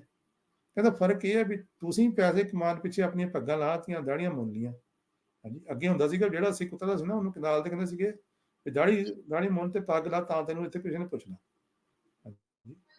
ਔਰ ਕਹਿੰਦਾ, ਤੁਸੀਂ ਪੱਗਾਂ ਲਾਹਤੀਆਂ, ਮੈਂ ਇਹਨਾਂ ਦੇ ਸਿਰ ਤੇ ਪੱਗਾਂ ਬਣਾਤੀਆਂ, ਆਹੀ ਫ਼ਰਕ ਹੈ ਤੁਹਾਡੇ ਤੇ ਮੇਰੇ 'ਚ। ਹੂੰ। ਕਹਿਣ ਨੂੰ ਮੈਂ ਭਾਵੇਂ ਜੋਗੀ ਹਾਂ, ਪਰ ਹੈ ਮੈਂ ਵੀ ਭੋਗੀ। ਜਿੱਦਾਂ ਤੁਸੀਂ ਪੈਸੇ ਕਮਾਉਣੇ, ਏਦਾਂ ਹੀ ਮੈਂ ਪੈਸੇ ਕਮਾਉਣ ਆਇਆ। ਪਰ ਜੋ ਮੈਂ ਗੱਲ ਕਰ ਰਿਹਾ, ਇਹ ਤਾਂ ਚਲੋ ਹੋ ਗਈ ਨਾ, ਇੱਕ ਸੈਪਰੇਟ ਗੱਲ ਹੋ ਗਈ। ਪਰ ਸਿੱਖੀ ਦਾ ਮੈਸੇਜ ਯੂਨੀਵਰਸਲ ਮੈਸੇਜ ਹੈ। ਔਰ ਰਾਜਨੀਤੀ ਇੱਕ ਐਸੀ, ਇੱਕ ਜਿਸ ਤਰ੍ਹਾਂ ਕਹਿੰਦੇ ਆ ਨਾ, ਲੰਗਰ ਦੀ ਇੰਸਟੀਟਿਊਸ਼ਨ ਹੈ, ਰਾਜਨੀਤੀ ਨੂੰ ਗੁਰੂ ਸਾਹਿਬ ਨੇ ਇੱਕ ਐਸਾ ਇੰਸਟੀਟਿਊਸ਼ਨ ਬਣਾਇਆ ਹੈ, ਜਿਹਦੇ ਨਾਲ ਅਸੀਂ ਸਿੱਖੀ ਦਾ ਮੈਸੇਜ ਦੂਰ ਦੂਰ ਤੱਕ ਲੈ ਕੇ ਜਾ ਸਕਦੇ। ਜਿੱਦਾਂ ਮੈਂ ਤੁਹਾਨੂੰ ਜ਼ਿਕਰ ਕੀਤਾ, ਅੰਗਰੇਜ਼ ਕਿਉਂ ਪੰਜਾਬ ਵੱਲ ਆਏ? ਪੰਜਾਬ ਦੇ ਵਿੱਚ ਅਮੀਰੀ ਸਮਰਿੱਧੀ ਇੰਨੀ ਜ਼ਿਆਦਾ ਸੀਗੀ ਕਿ ਲਹਿਰਾ ਬਦਾ ਨਾਮ। ਅੱਜ ਦਿੰਦਾ ਤੁਹਾਨੂੰ ਕੋਈ 6 ਪਾਉਂਡ ਦੇ ਕੇ, ਕੋਈ ਗੋਰਾ ਕਹਿੰਦਾ ਮੈਨੂੰ 1 ਰੁਪਈਆ ਦੇ ਦਿਓ ਇੰਡੀਆ ਦਾ। ਹੂੰ, ਹੂੰ, ਹੂੰ। ਦੇਖੋ ਕਿੱਥੇ, ਮਤਲਬ ਪਾਕਿਸਤਾਨ ਦੇਖ ਲਓ, ਪਾਕਿਸਤਾਨ ਜਿੱਥੇ ਨਾਨਕਸ਼ਾਹੀ ਸਿੱਕਾ ਚੱਲਣਾ ਸੀਗਾ, ਅੱਜ ਦੇਖੋ ਉੱਥੇ ਕੀ ਹਾਲ ਹੈ, ਹਾਂਜੀ। ਉਸ ਨਾਨਕਸ਼ਾਹੀ ਦੇ ਸਿੱਕੇ ਨੇ ਇੰਨੀ ਅਮੀਰੀ ਪੈਦਾ ਕੀਤੀ। ਇਸ ਚੀਜ਼ ਤੋਂ ਪਤਾ ਚੱਲਦਾ ਹੈ ਕਿ ਸਿੱਖ ਰਾਜਨੀਤਿਕ ਸਿਧਾਂਤ ਨਾ ਕੇਵਲ ਮਨੁੱਖਤਾ ਲਈ, ਹਾਂਜੀ, ਆਤਮਿਕ ਜੀਵਨ ਵਾਸਤੇ ਚੰਗਾ ਹੈ, ਉਹਦੇ ਨਾਲ ਇਹ ਮਨੁੱਖਤਾ ਲਈ ਬਹੁਤ ਜ਼ਿਆਦਾ ਲੈ। ਸਮਰਿੱਧੀ, ਅਮੀਰੀ ਪੈਦਾ ਕਰ ਸਕਦਾ। ਲਾਹੇਵੰਦ ਚੀਜ਼ ਸੀਗੀ, ਵਧੀਆ ਸੀਗਾ। ਖਾਲਸਾ ਰਾਜ 'ਚ ਬਰਾਬਰਤਾ, ਉਸ ਦੇ ਵਿੱਚ ਸਾਰਿਆਂ ਦੇ ਜਿਹੜੇ ਕਾਰੋਬਾਰਾਂ ਦਾ ਵਾਧਾ, ਆਤਮਿਕ ਤੌਰ ਦੇ ਉੱਤੇ, ਅਧਿਆਤਮਿਕ ਤੌਰ ਦੇ ਉੱਤੇ, ਉਹ ਸਾਰੀਆਂ ਚੀਜ਼ਾਂ ਦਾ ਜਿਹੜਾ ਉਹ ਵਰਣਨ ਹੋਣਾ ਤੇ ਉਸ ਦੇ ਵਿੱਚ ਉਹ ਵਧਣਾ ਫੁੱਲਣਾ, ਉਹ ਜਿਹੜਾ ਸਿੱਖ ਨੇਸ਼ਨ ਥਿਊਰੀ, ਸਿੱਖ ਰਾਸ਼ਟਰ ਦੀ ਜਿਹੜੀ ਇੱਕ ਗੱਲ ਆ, ਉਹ ਸਾਰੀਆਂ ਚੀਜ਼ਾਂ ਦੀ ਪ੍ਰੋੜਤਾ ਕਰਦਾ। ਸ਼ੁਰੂਆਤ ਗੁਰੂ ਨਾਨਕ ਦੇਵ ਜੀ ਕਰ ਗਏ। ਇਹ ਗੱਲਾਂ ਨੂੰ ਆਪਾਂ ਚਰਚਾ ਨੂੰ ਜਿਹੜਾ ਉਹ ਜਾਰੀ ਰੱਖਾਂਗੇ। ਅੱਜ ਮੈਂ ਦਾ 1 ਮਿੰਟ ਸਮਾਂ ਸਮਾਪਤ। ਹਾਂਜੀ ਜੀ। 1 ਮਿੰਟ ਗੱਲ ਸਮਾਪਤ ਕਰਾਂਗਾ। ਹੂੰ। ਤੁਸੀਂ ਦੇਖੋ, ਹਿੰਦੂ ਰਾਸ਼ਟਰ ਦੀ ਗੱਲ ਹੋ ਰਹੀ ਹੈ, ਹਾਂਜੀ। ਹੂੰ, ਹੂੰ, ਹੂੰ। ਹਿੰਦੂ ਰਾਸ਼ਟਰ ਦੀ ਗੱਲ ਹੋ ਰਹੀ ਹੈ, ਉੱਧਰ ਕਹਿੰਦੇ ਆ ਪਾਕਿਸਤਾਨ ਇਸਲਾਮ ਦੀ ਗੱਲ ਹੋ ਰਹੀ ਹੈ, ਪਰ ਉਹਨਾਂ ਨੇ ਸਮਾਜ ਦੇ ਨੂੰ ਕੋਈ ਨਿਵੇਕਲੀ ਦੇਣ ਨਹੀਂ ਦੇ ਸਕੇ। ਦੋਵਾਂ ਨੇ ਅਮੀਰੀ ਨਹੀਂ ਪੈਦਾ ਕਰ ਸਕੇ, ਸੰਸਾਰ ਦੇ ਵਿੱਚ ਕੋਈ ਵਿਸ਼ੇਸ਼ ਦਰਜਾ ਪ੍ਰਾਪਤ ਨਹੀਂ ਕਰ ਸਕੇ। ਮੈਂ ਕੋਈ ਕਿਸੇ ਨੂੰ ਕੰਡੈਮ ਨਹੀਂ ਕਰ ਰਿਹਾ, ਮੈਂ ਸਿਰਫ ਇਹ ਕਹਿ ਰਿਹਾ ਕਿ ਮੌਕਾ ਹੈ ਅੱਜ ਦੇ ਸਮੇਂ ਵਿੱਚ ਕਿ ਸਿੱਖ ਰਾਜਨੀਤੀ ਨੂੰ, ਸਿਧਾਂਤ ਨੂੰ ਇੰਸਟੀਟਿਊਸ਼ਨਲਾਈਜ਼ ਕਰਕੇ ਸਿੱਖ ਰਹਿਤ ਮਰਿਆਦਾ ਵਿੱਚ ਸਿੱਖ ਸਿਧਾਂਤ ਨੂੰ, ਰਾਜਨੀਤਿਕ ਸਿਧਾਂਤ ਨੂੰ ਨਿਵੇਕਲੇ ਤੌਰ ਤੇ ਦਰਜ ਕੀਤਾ ਜਾਣਾ ਚਾਹੀਦਾ। ਇਸ ਕਰਕੇ ਮੈਂ ਤੁਹਾਡੇ ਨਾਲ ਸਮਾਂ ਲਗਾ ਕੇ ਮੈਨੂੰ ਖੁਸ਼ੀ ਹੁੰਦੀ ਹੈ। ਜੀ, ਬਹੁਤ ਧੰਨਵਾਦ ਡਾਕਟਰ ਰਮਨਪ੍ਰੀਤ ਸਿੰਘ ਜੀ। ਮਿਲਦੇ ਹਾਂ ਆਪਾਂ ਅਗਲੀ ਵਾਰ। ਵਾਹਿਗੁਰੂ ਜੀ ਕਾ ਖਾਲਸਾ, ਖਾਲਸਾ, ਵਾਹਿਗੁਰੂ ਵਾਹਿਗੁਰੂ ਜੀ।